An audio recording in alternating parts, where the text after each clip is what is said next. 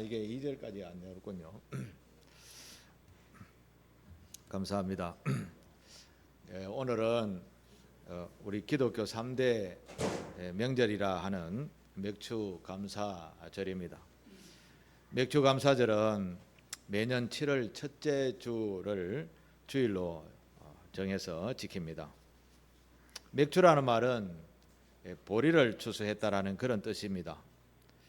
보리 추수를 끝낸 이후에 하나님께 감사 찬송을 드리는 그런 절기, 그게 우리 한국 교회의 맥주절 유래입니다. 성경의 절기로는 오순절이라고도 하지요. 6월절 지나서 50일째 되는 주일을 오순절이라고 하기도 하고요. 처음 열매를 딴다라는 그런 의미로 초실절이라고도 부르기도 합니다. 하나님께서 왜 백성들에게 이런 절기를 정하여 지키라 그렇게 했을까요? 매주일 일주일마다 예배를 드리는데 어찌 이런 절기를 정해서 지키라 그런 말을 하셨을까요? 이것은 단순히 그런 절기, 즉 의식을 갖추어서 예배해라 그런 규례만 있어서 그런 명절을 지키라 한 것은 아닙니다. 이것은 근본적으로 하나님께서 그의 자녀들에게 은혜를 잊지 않고 기억하게 하기 위한 일종의 배려라고 할 수 있겠습니다. 은혜를 잃지 않고 기억하고 감사하며 사는 사람은 생활부터 좀 다르지요. 사람들은 나에게 베풀어 주신, 즉 은혜를 베풀어 주신 사람들에 대해서는 잊지 아니하는 법입니다. 마찬가지로 하나님께서도 우리에게 베풀어 주신 은혜가 얼마나 크고 놀라운가를 잊지 말라라는 그런 의미인 것입니다. 사실 은혜를 모르면 감사가 나오지 않죠. 그리고 요즘은 특히 더 나만 괜찮으면 돼라는 이런 의식이 팽배해져 있습니다. 이러고 보면 사람들이 굉장히 교만해진 것이죠. 성경에는 교만한 사람은 제일 먼저 하나님께서 징계를 하신다라는 그런 말씀도 하셨습니다. 세상의 사람이 어찌 자기만이 잘 살 수 있겠습니까? 사람들이 다 어울려 살도록 사회라는 조직을 갖추고 살지요. 이 사회라는 울타리에서 살기 때문에 은혜도 알아야 되고 서로 소통하는 그런 삶, 감사도 알며 살아가는 것이 진짜 인간의 모습이라 할 수 있겠죠. 그런데 여전히 나만 괜찮으면 돼라고 이렇게 살다 보면 결국은 나중에 도태되게 됩니다. 우리말로 하면 왕따 되기에 쉽지요. 영원히 내가 혼자 잘 먹고 잘 살 수 있는가? 그렇지 않다라는 것입니다. 우리는 누군가의 도움을 받으며 살아갈 수밖에 없는 존재인 것입니다. 마찬가지로 신앙인들은 하나님의 도우심이 반드시 필요합니다. 하나님께서 형통한 복을 주시지 아니하면 우리가 어찌 복을 누리며 살 수 있다 할 수 있겠습니까? 왜냐하면 조금만 생각하면 우리는 하나님의 너무나 큰 은혜를 누리며 살고 있기 때문이라는 것을 알 수 있기 때문에 그렇습니다. 감사의 제목들을 오늘 집에 가셔서 가만히 한번 생각해 보십시오. 지난 6개월 동안 내가 얼마나 감사한 제목들이 많은가. 물론 생각하지 않은 일들도 있을 수 있지만 그러나 감사한 일들이 더 많다라는 것을 기억할 수 있을 것입니다. 그래서 우리는 잊어버리지 않도록 이 은혜를 아는 사람이 되도록 감사하며 사는 교우들이 되셔야 될 줄로 믿습니다. 하나님은 우리를 너무나 더 잘 아십니다. 우리는 왜냐하면 잘 잊어버리는 경향들이 있기 때문에 그렇습니다. 나에게 굉장히 큰 유익이 되는 일은 잘 안 잊어버립니다. 그러나 아픈 기억들, 그리고 대수롭지 않은 일들, 또 남의 일들, 이런 분들은 잘 잊어버리게 되는 것이죠. 제가 질문을 해보겠습니다. 혹시 제가 지난주에 이 단상에서 전해드렸던 말씀 제목을 혹시 알고 계십니까? 제목을 알고 계세요? 역시 모범된 신앙인들은 다릅니다. 그런데 대부분 사람들은, 또 성도들은 지난 한 주 살면서 제가 전한 말씀을 한 번도 생각하지 않고 살아온 분들도 많이 있을 거라 생각을 합니다. 제가 지난주에는 세심한 배려를 받고 있습니다 라는 그런 뜻으로 말씀을 드렸는데, 지난 한 주 동안 우리는 어떤 배려를 받고 살아가고 있는지 한번 생각해 보신 적이 있나요? 우리는 한 3일만 지나면 대체적으로 한 3일 전의 일은 다 잊어버립니다. 다 잊어버립니다. 이런 존재인데 한 달쯤 지나면 안 잊어버리겠습니까? 한 1년 지나면 작년에 뭐 했더라 이런 생각이 들게 될 것입니다. 그런데 신기하게도 여러분이 가지고 있는 전화기에 보면 그 구글에 보면 타임라인이라는 것이 있습니다. 그곳에 이렇게 들어가서 보면 여러분들이 1년 내내 다녔던 곳이 다 기록이 남아 있습니다. 그 이제 전화기로 기록이 남아 있는 것인데, 그 전화기가 가는 곳은 여러분이 가는 곳이니까 1년 내내 어느 곳에 1시간도 안 빠지고 다 기록이 남아져 있습니다. 놀랍죠? 예. 저도 가끔 그게 사진으로 이렇게 제 휴대폰에 뜨게 됩니다. 1년 전에 왔던 곳 이렇게 쭉 뜨게 됩니다. 그러면 놀라게 되죠. 우리는 알게 모르게 다 잊어버리지만 이제 현대 문명은 이렇게 어마어마한 기술력을 자랑하고 있습니다. 신앙인들은 하나님의 복을 받으려면 잊어버리지 않으셔야 됩니다. 하나님께서 이렇게 가면 복이 있다고 늘 말씀하는데도 우리는 잘 안 지키고 또 생각하지 않고 잊어버리며 살지요. 하나님께서 복을 받는 방법, 매일 매주마다 7일마다 한 번씩 주님 앞에 나와서 예배하는 것, 이거 우리에게 가장 큰 복이 있는 길인 줄 믿습니다. 또 거기에다가 명절을 지켜서 절기마다 특별한 마음을 가지고 하나님 앞에 예배해라, 그렇게 지키는 절기가 감사절인 것입니다. 자, 그러면 이 하나님께서 지키라고 하신 절기에 우리가 잊어버리지 말아야 할 몇 가지만 우리 한번 생각해 보겠습니다. 첫 번째, 이런 절기를 맞으면서 하나님께서 우리에게 잊지 말라 하는 것은 무엇이냐 하면, 하나님은 복의 근원이시니까 그 복의 근원이 되신 유일한 통치자이신 것을 잊어버리지 말라라는 것입니다. 명절을 지키라는 말은 명절에 대한 그 의미가 다 담겨져 있잖아요. 설날도 추석도 다 의미가 담겨져 있는 것처럼 유월절, 맥추절, 또 장막절, 우리말로 하면 추수감사절, 부활주일, 맥추감사주일, 이런 것을 보면 다 의미가 또 있는 것이죠. 그 의미 속에 창조자이신 하나님을 잊어버리지 말라라는 것입니다. 우리가 자주 사용하는 달력, 저 달력의 기준이 예수 그리스도라고 제가 누누이 말씀을 드렸잖아요. 역사의 기준은 예수 그리스도라니까요. 세상 사람들은 모르고 살지만 예수님이 역사의 주인인 것, 기준점인 것을 우리는 알고 살아가고 있습니다. 그런 면에서 보면 하나님이 세상의 통치자이다, 부인할 수 없는 사실인 것이죠. 우리 또한 그 은혜 속에서 하나님의 통치하심을 받고 살아가고 있는 것입니다. 그런데 이 하나님의 뜻을 저버리고 자기의 소견에 옳은 대로 가면, 결국 옳은 대로 가다 보니까 결국은 우상 숭배의 결과를 가지고 삶을 마감하는 이런 인생들이 너무너무 많은 것이죠. 너무너무 많은 것입니다.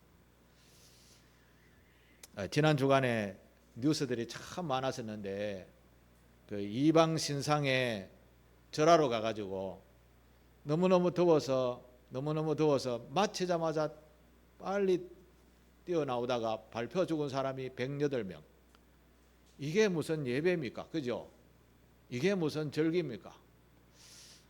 사우디아라비아 이야기는 아니고 저희 말레이시아인가 인도네시아인가 있었던 일입니다.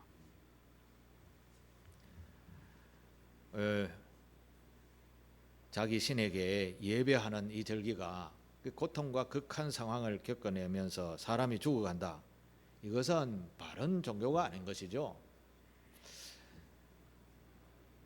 하나님께서는 우리에게 행복이라는 것을 주십니다. 그 첫째, 하나님의 나라는 로마서에 사도 바울이 정의를 했습니다. 하나님은 늘 옳은 일을 선택하시며 행하게 하신다. 그리고 우리에게 평안을 주시고 모든 것에는 기쁨이 있다라고 그렇게 말씀하셨습니다. 우리가 신앙생활하면서 의로운 삶과 평안과 기쁨이 없으면 이거 무엇인가 잘못되었다라는 것을 아셔야 됩니다. 그리고 구하여 고쳐나가도록 하나님 도와주십시오라고 하셔야 됩니다. 모든 것은 하나님이 복이 있는 길로 우리를 인도하시기 위하여 구원의 은총을 베풀어 주셨습니다. 그런 것을 잊어버리지 않도록, 창조자이신 하나님을 잊어버리지 않도록 절기를 만들어 지키게 하신 것입니다. 두 번째로 절기를 지키게 하신 이유, 우리가 두 번째로는 실천해야 될 것인데요. 성경은 이스라엘의 역사를 오늘 우리가 해석해서 타산지석의 교훈으로 삼으라는 그런 말씀이잖아요. 이스라엘 역사를 통해서 말씀하신 것을 우리가 보면 우리가 정말 제대로 살고 있는가 판단할 수 있다라는 것입니다. 제대로 살고 있으면 괜찮지만 제대로 살고 있지 않으면 바꾸어 가야 되죠. 개혁해야 되죠. 이런 절기에 우리가 잊지 말고 실천해야 될 것은 바로 철저하게 우리의 삶을 되돌아보면서 개혁해야 하는 절기라고 할 수 있는 것입니다. 지금 이스라엘이 꽤 오랜 기간 동안 전쟁을 하고 있죠. 지금은 하마스와 전쟁이 거의 종결되어져 가고 있지만, 그리고 또 새로운 전쟁, 레바논에 중심을 두고 있는 헤즈볼라라는 단체가 또 이스라엘과 크게 전쟁을 벌이고 있죠. 전쟁하는 이유는 자세하게 들여다보면 다 이유가 있습니다. 하마스는 이스라엘과 전쟁하는 이유가 있어요. 오랫동안 갇혀 있었거든요.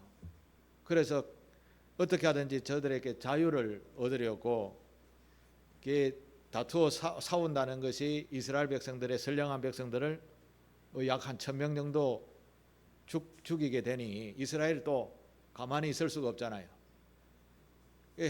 하마스가 벌집을 건드리는 경우가 되어버린 것이죠. 그래서 자기네들은 3-4만 명이 죽게 되었죠. 정확하지는 않습니다만 이 전쟁을 이렇게 보면 다 이유가 있는 것입니다. 그러나 신앙인인 우리가 볼 때는 하나님 편에서 봤을 때 해석할 수 있어야 되는 겁니다. 창조자인 하나님의 편에 봤을 때는 저마다 이유로 싸우지만 그것은 다 자기들이 지어놓은 죄 때문에 다투고 싸우고 한다는 것입니다. 결국은 보면 죄의 값을 치르고 있는 것이죠. 이런 하나님의 시각으로 보면 문제 해결할 방법이 보이게 되는 것이죠. 자기네들의 죄를 잘못 살아온 자기네들의 죄를 시인하고 사과하면서 서로 윈윈하는 결과를 이루어가면 다툼이 사라지게 되는 것이죠. 여기에서 우리가 끊임없이 원수 갚는다라고 하면서 싸우면 둘 다 공멸하게 되는 것이죠. 그러니까 나도 이런 잘못이 있고 너희들도 이런 잘못이 있으니 하나님 편에 봤을 때는 서로 용서해주고 서로 자신의 잘못을 회개하면 이게 해결점이 보이지 않나라는 말씀인 것이죠. 우리에게도 마찬가지입니다. 우리 인생에 치명적인 문제가 생겼다라고 하면 우리 자신의 죄를 되돌아봐야 되는 것입니다. 1517년에 종교개혁이 일어났었습니다. 먼저 종교개혁을 외친 분이 마틴 루터라는 유명한 분이시지만 혼자 그렇게 개혁을 이루신 것은 아닙니다. 그 500년 전에 교회는 꽤 질서가 무너져 있었습니다. 하나님의 말씀이 백성들에게 제대로 전거되지 않고 교회만 살찌우는, 즉 교회를 리드하는 교회만 살찌우는 그런 상황이 되어져 가고 있었습니다. 우리가 잘 알고 있는 면죄부라는 것이 있죠. 카톨릭 교회는, 그 당시 카톨릭 교회는 권력이 어마어마했습니다. 심지어 정치를 담당하는 권력자에게도 교회가 이래라 저래라 엄청난 간섭을 했었습니다. 무시할 수 없는, 그러니까 자연히 권력이 있으면 부패하기 쉬운 것이죠. 그리고 권력이 있는 곳에는 많은 재물이 필요한 것입니다. 그래서 가톨릭 교회는 그것을 위해서 재물을 모으고 권력을 유지하기 위해서 무지한 백성들에게 헌금을 많이 강요하는, 대표적으로 면죄부라는 것을 팔아서 많은 헌금을 거두기도 했던 것이죠. 이것이 잘못되었습니다라고 개혁하기 시작한 것이 종교개혁의 시작이었었고, 그래서 우리가 교회 다니는 이 교회를 개신교라고 하는 것은 개혁했다라는 그런 의미가, 교회를 개혁했다라는 의미인 것입니다. 신앙인들은 또 믿지 아니하는 사람들이 교회에 왔을 때에는 제일 먼저 해야 되는 것은 무엇인가 하면 자기의 지난날의 잘못을 회개하는 것부터 시작해야 되는 것입니다. 세례 요한이 암흑과 같은 세상 속에 있다가 갑자기 나타나서 세상을 향하여 외치는 외침이 무엇이었습니까? 기억나십니까? 예, 맞습니다. 회개하라, 천국이 가까웠다, 이 메시지가 선포되어졌습니다. 예수님께서도 마찬가지로 죄인들의 회개하고 하나님께 돌아오라, 그렇게 말씀을 가르쳐 주셨습니다. 그래서 그리스도인 저와 여러분들은 날마다 자신을 되돌아보고 하나님의 말씀에 반하는 것이 있으면 고쳐 나가셔야 됩니다. 특히 절기만이 아니라 매 주일마다, 그것도 매일 일상 속에서 자신의 허물을 되돌아보면서 고쳐 나갈 때에 하나님께서 복의 통로의 길을 걷게 하십니다. 그럼 가만히 그 길을 걸어가면 자동으로 복이 있는 삶을 살게 되는 것입니다. 상길교회 성도들은 특히 하나님의 말씀에 비추어서 내가 잘 살고 있는가 안 살고 있는가를 말씀 들은 대로 비추어 보면서 고쳐 나가는 참으로 복된 교우들이 다 되시기를 축복합니다.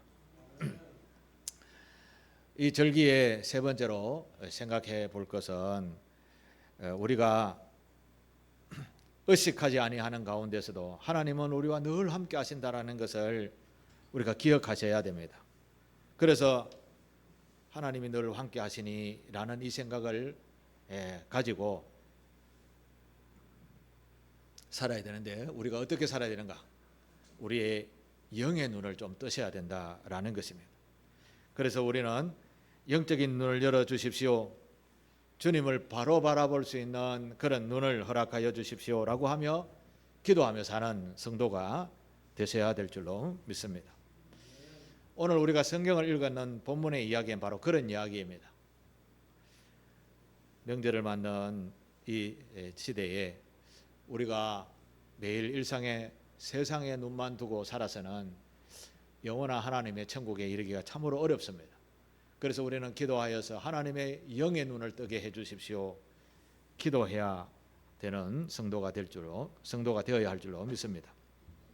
오늘 본문에 나오는 이야기를 잠깐 소개하면, 엘리사 선지자가 이스라엘에 하나님의 말씀을 대언하는 영적 지도자로 섬기고 있을 때였었습니다.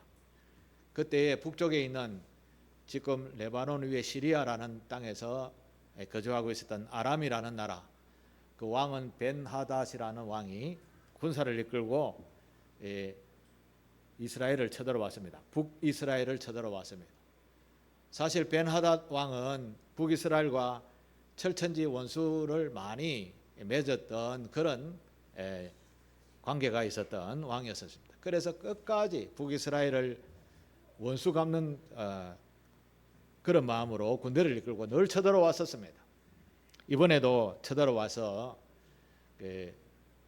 군사들을 여러 곳에 배치를 합니다. 그리고 그 북이스라엘의 왕이 다니는 길목에다가 군사를 다 매복하는 이런 작전들을 하게 됩니다. 그래서 왕만 잡아서 죽이면 이 북이스라엘은 우리의 것이 된다라는 생각을 가지고 벤하닷은 그런 작전을 폈습니다. 그런데 한 번도 성공하지 못합니다. 작전 회의가 열렸습니다. 도대체 시간이 얼마나 지났는데 아직까지 왕을 잡거나 죽이거나 하지 못했냐라고 왕이 참모들에게 말하니까 무슨 말을 하는가 하면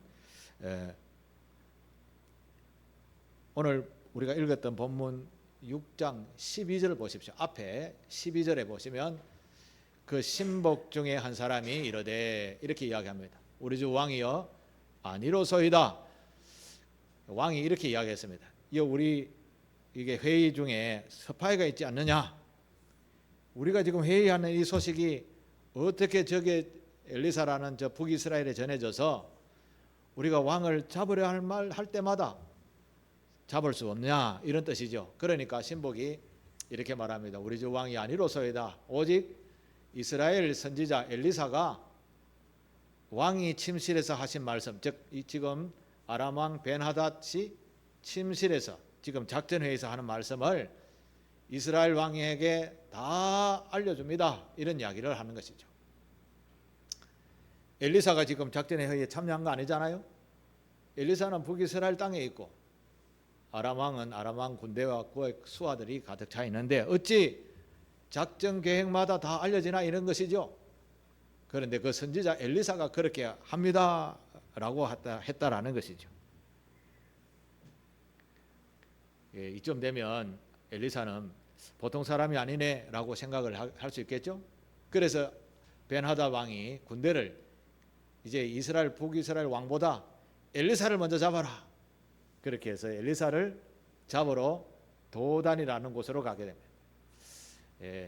우리나라로 치면 제일 곡창지대인 호남 광주 정도쯤 되는 곳에 엘리사가 있었습니다.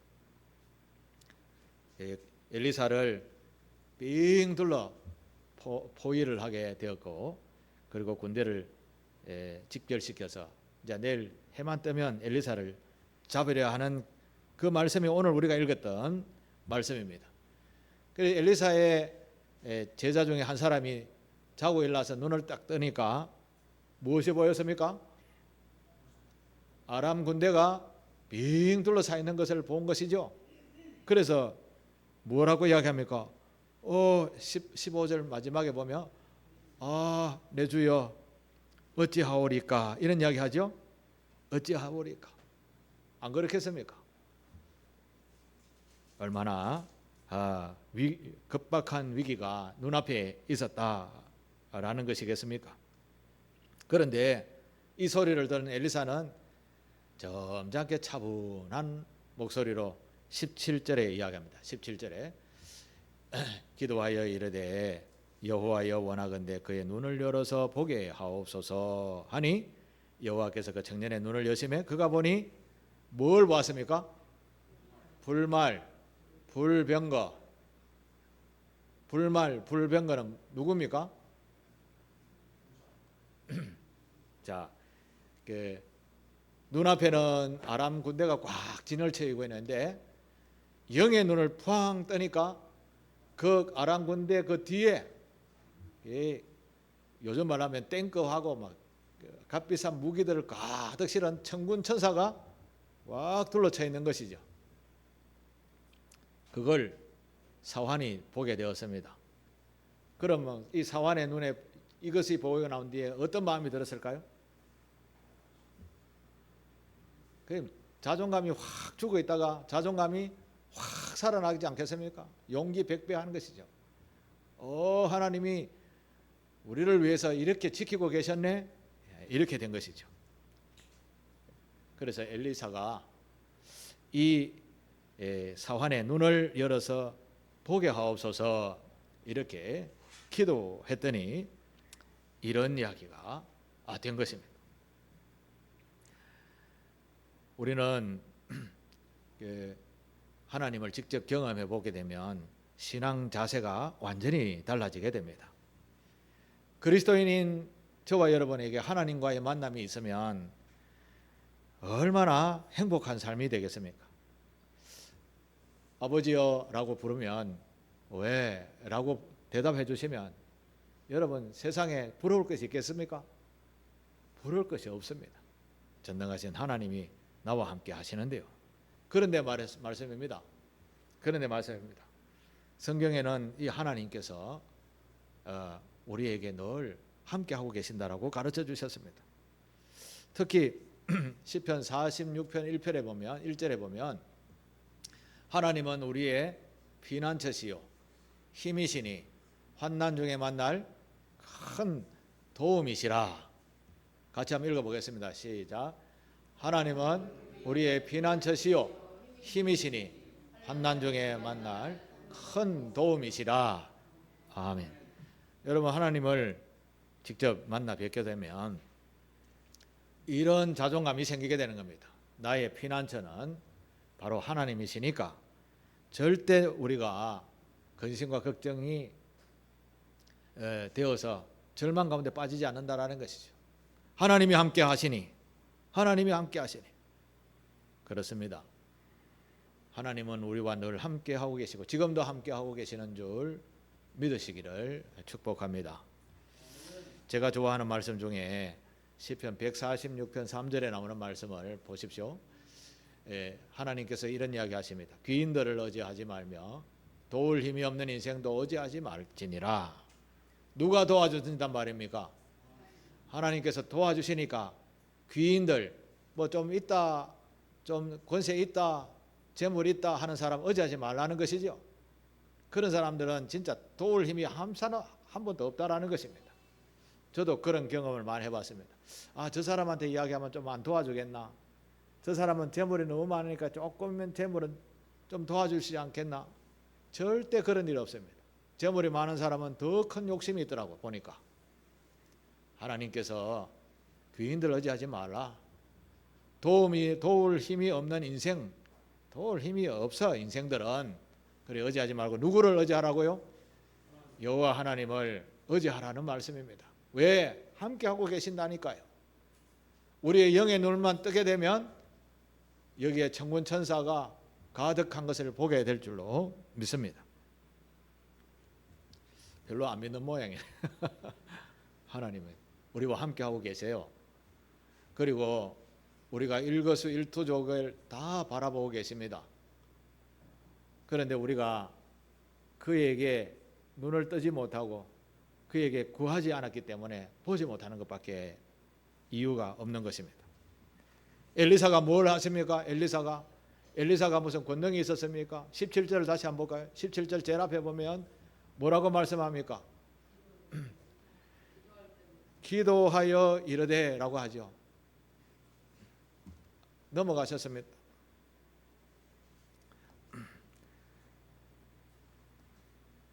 그 앞에 말씀은 그 17절 기도하여 이르시되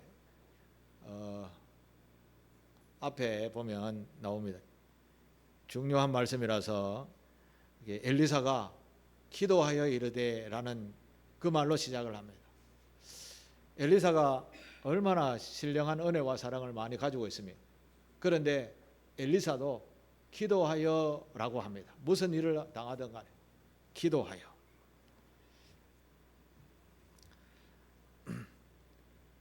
우리는 기도해서 응답을 제대로 받지 못한 그런 경험들이 많기 때문에 기도하려고 이렇게 별로 생각을 그렇게 간절하게 하지 않을 때가 많습니다. 그러나 하나님은 어떤 분이라고 제가 지난번에 말씀을 드렸는데 하나님은 영이시니라고 하셨습니다. 하나님은 영이십니다. 우리 육의 눈으로 볼 수 없는 영이십니다. 그럼 우리가 하나님을 보려면 영의 눈을 떠야 되는 것이죠. 영의 눈을 뜨는 것은 하나님의 그 은혜와 사랑을 초청하면 됩니다. 믿으시면 됩니다. 믿고 구하면 하나님께서 그의 눈을 열어 보게 하십니다. 그럴 때까지 꾸준하게 한번 기도해 보시게 되기를 바랍니다. 예레미야 선지자는 너희는 부르짖어라, 부르짖어 간구해 보라는 거죠. 힘을 써서 한번 기도해 보라는 것이죠. 우리는 해보지도 않고 경험이 없으니까 목사가 아무리 이야기해도 잘 안 움직이시죠. 그러나 순전한 마음으로 기도하면서 하나님 앞에 나아가 보시게 되기를 바랍니다. 하나님은 잘 살고 잘 먹고 잘 생기고 이쁜 그런 사람에게 찾아오는 거 아닙니다. 하나님은 구하는 자에게 찾아오십니다.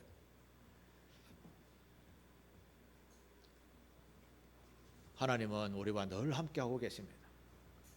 자주 만나는 저와 여러분 되시기를 바랍니다. 하나님이 처음 만나면 거룩하신 하나님, 전능하시다고 들었는데 하나님, 제가 주님 앞에 나왔습니다. 이렇게 기도를 시작하겠죠.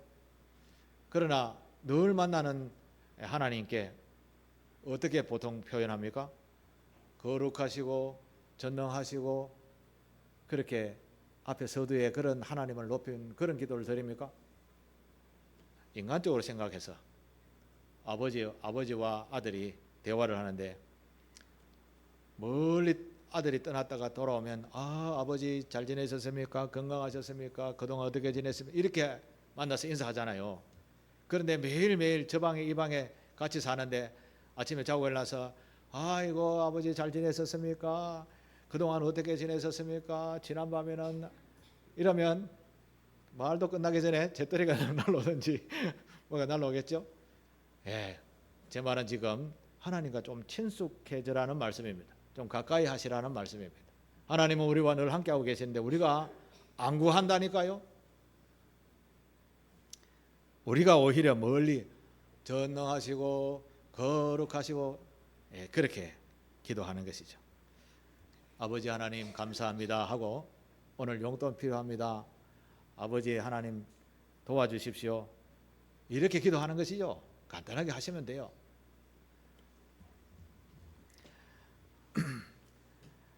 신명기 4장 7절을 한번 보십시오. 신명기 4장 7절. 우리 하나님 여호와께서 우리가 그에게 기도할 때마다 여기서 중요합니다. 우리가 그에게 기도할 때마다 우리에게 뭐라고 하십니까? 가까이 하심. 우리가 그에게 기도할 때마다 우리에게 가까이 하심. 그 신이 가까이 함을 얻은 큰 나라가 어디 있느냐? 그런 표현의 말씀인데 우리가 기도할 때마다 하나님께서 우리에게 가까이 하신다라고 말씀합니다. 우리는 한 치 앞도 알지 못하는 이 참담한 시대를 살아가고 있습니다. 기후적으로는 전혀 예측할 수 없을 만큼 엄청난 재난과 재산 피해들이 일어나고 있는 시대를 살아가고 있습니다. 국가적으로는 너무너무 심하게 경쟁을 해서 뭐 전쟁도 불사할 만한 이런 다툼들이 얼마나 많이 일어나는지 모릅니다. 2020년부터 2030년까지 세상에는 극한 반응들이 일어난다라는 그런 예측들이 너무나 많습니다. 이런 세상에 우리가 누구를 의지해야 될까요? 누구를 의지하며 살아야 될까요? 오직 여호와만 우리의 도움이 되시는 줄 믿습니다.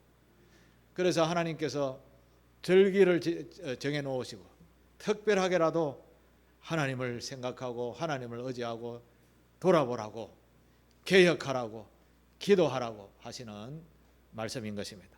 오늘 이 말씀이 바로 저와 여러분에게 하시는 주님의 말씀인 줄 믿습니다. 주여 나의 눈을 열어 주를 보게 하소서.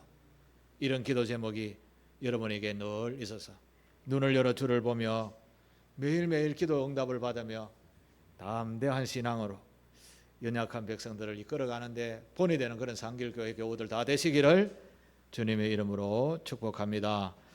기도하겠습니다. 하나님 감사합니다. 부족한 저희들에게 귀한 주님의 교훈의 말씀을 허락하여 주시고 아버지 하나님의 그 거룩한 영광에 참여하는 자로 서도록 절기에 또한 부르심의 말씀을 주심에 감사합니다. 상길교회가 사랑하는 교우들과 모두 함께 하나님의 그 거룩한 부름의 영광을 쫓아서 영광 돌리며 살아가는 복된 교우들 다 되게 하옵소서. 예수님의 이름으로 기도하옵나이다.